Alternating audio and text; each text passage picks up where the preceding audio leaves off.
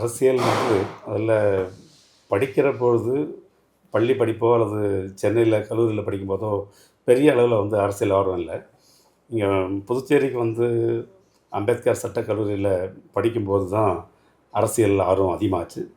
பொதுவா வந்து சட்டக் கல்லூரி படிக்கிற அத்தனை பேருக்குமே வந்து அரசியல் வந்து விருப்ப பாடமாயிடும்.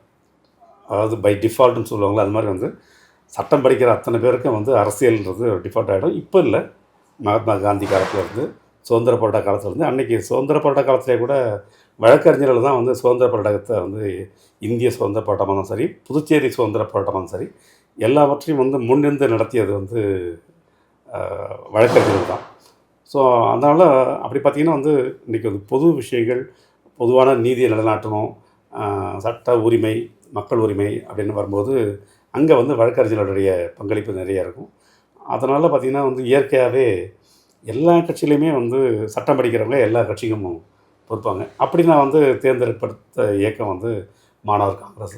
ஓகே. மாணவர் காங்கிரஸ்லேருந்து அப்புறம் இளைஞர் காங்கிரஸ் போயிட்டு காங்கிரஸ் கட்சியில் பணியாற்றிட்டு இப்பொழுது வந்து நம்முடைய மக்கள் முதல்வர் என்ஆர் காங்கிரஸில் இப்போது அமைச்சராக இருக்கேன்.